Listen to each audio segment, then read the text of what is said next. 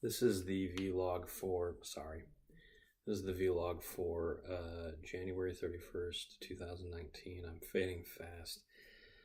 As people who, if there's actually anybody that watches each one of these as they come out, I was up very late last night doing this because I was playing Elite Dangerous past my usual bedtime to get to Earth, which I didn't spend nearly as much time, enjoying as I could have today. But I did get some work done. I unlocked a couple more engineer locations. Still some stuff that I have to do. I had a long discussion about game mechanics, specifically the roles that modern RPGs tend to emphasize in group structure, whether it's a party of party controlled by a single player, or multiple characters, each played by a human being in a game like D&D. But before I forget, I want to say that Genlock is amazing. I don't know if I mentioned this already because I watched it on Sunday, and maybe I talked about this already, but it's a CG animation done by Rooster Teeth, and it's a mecha show. It's a mecha show by the same people that make Ruby, and it looks like it's fantastic. I've only watched the first episode because I don't have an account with them. There's 2 episodes up right now, and the second episode will be available on Saturday, which I'm looking forward to now, like a Saturday morning cartoon. And the 3rd episode will be available to everybody else that day, or 3rd episode will be available to the people with a subscription that day. But I'll talk more about that another time. That was what it's hard for me to do a pose where I look like I'm firing a gun. That was what I was thinking about talking about. But then I remembered the conversation that I had. I actually had most of that conversation while I was walking. I was doing it on Discord on my phone while taking a long walk today. It ended up being much nicer than anybody was thought it was going to be. It was another warm day. It still says it's going to snow this weekend. We'll see. But yeah, so Dungeons and Dragons, when it got started a million years ago in the 70s, it only had 3 classes. It had fighter, thief, and magic user. And each of those classes was designed to do sort of the thing the name says it does. Fighters fought, thieves thieved, stole things, or snuck around, and magic users used magic. And the game was set up such that the magic user was... Let me start with the fighter. The fighter was supposed to get into combat and do most of the damage in combat. Thieves were supposed to stay out of most of the harrowing fights and maybe get in a single attack, but they had to be careful because their defenses were very poor, and they couldn't use a lot of the weapons that the fighter could use. Outside of combat, the thief was really the star because they had more skills that let them do more different actions not involved with actual fighting. And the magic user sort of did both, but in a limited capacity because they could run out of spells and not have them in the middle of a dungeon. So mages were powerful in small bursts, but had to be very careful about how they used that power. But they could cover both the situations that the thief was supposed to be good at and the situations that the fighter was supposed to be good at. Now, in execution, this meant that the thief sat around in combat doing not a lot, while the fighter did plenty, and the magic user also did quite a bit most of the time. Outside of combat, the fighter didn't have anything to do, and the thief was the star, but also got outshined in a couple sections by the magic user.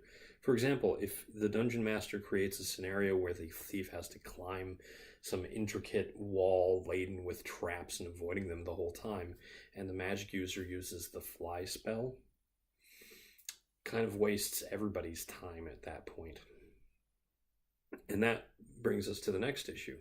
It's much easier to create combat scenarios that are interesting and dangerous than to create situations with traps that don't get old very quickly.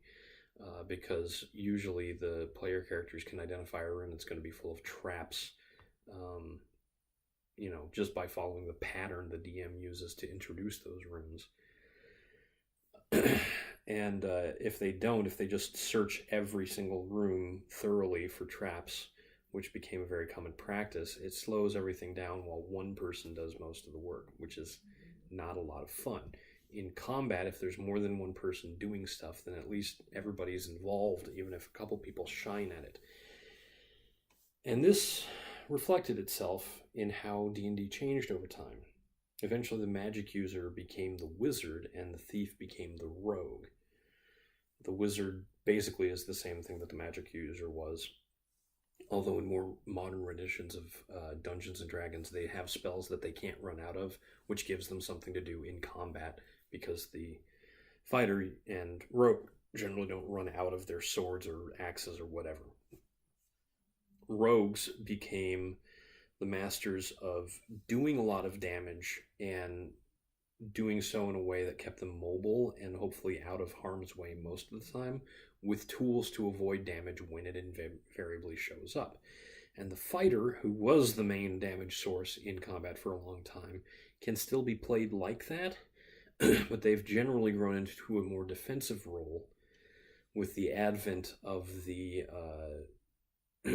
triumvirate, or trinity as it's sometimes called, of damage, tanking, and healing. And that's an interesting situation, because when Dungeons and Dragons got started, it really didn't have those as defined roles. The concept of tanking is in fact a very recent development that's only started since really the dawn of online multiplayer RPGs. Stuff like Ultima Online, or occasionally even multi-user domain text games.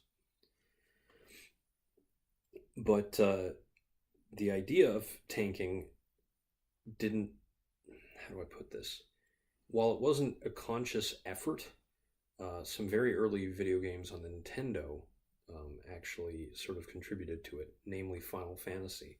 In Final Fantasy, the character at the front of the party, or the top when they're arrayed on the side of the screen, I can't remember which side's going to be which. So on the right side of the screen, the characters would be arrayed in battle, and the topmost character, who was leading the party, was much more likely to be attacked than the rest of the party members. So the most defensive characters were generally put in that position so that they would soak up more damage. It wasn't really tanking per se, but the concept, was the idea to do this was encouraged by things like the Nintendo Power magazine, and in later games, the tactic, became sort of ubiquitous. You would have one big tough guy who was a damage sponge who would just take hits and not get too badly hurt. You would have another character healing that character to make sure that they could, keep doing that, and then the rest of the party would do damage. And in Final Fantasy, that was the extra two. So you usually have like a black mage and either a thief or a red mage or a martial arts master who are capable of doing a lot of damage consistently through the use of magic items or special attacks, or just the regular attacks, I should say. So tanking came to be because of video games, and it makes sense because it doesn't really work if your opponents are controlled by a human, which is the case with the Dungeon Master. Tanking, in the original D&D, is basically lining yourself up in a narrow corridor, so there's only one guy with the best armor class who's taking, hits because he's the only one that can be hit. So that's where the monsters are focusing their attacks. You didn't have skills that automatically drew threat away from your fellow party members to yourself, like you do in World of Warcraft, and you didn't have things like auras that give everybody nearby defensive benefits, or any number of other things that you see in paladins or other defensive classes. These came about because of video games, and it's weird to see those translate back into things like D&D, and that's exactly what happened with 4th edition, where fighter became much more defense oriented.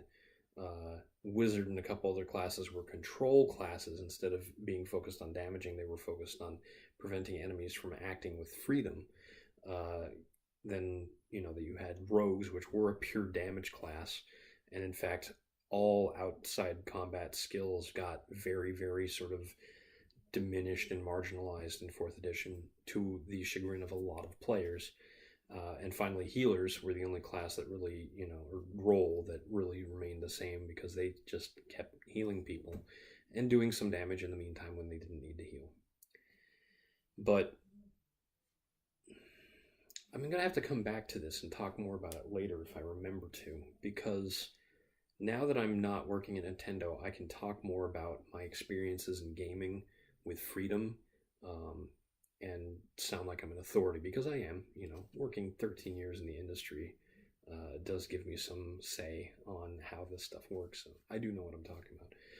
But I'm very tired. I'm going to go cozy up with an episode of West Wing and then probably go to sleep. So this is Eric Spornitz, and tomorrow will be better.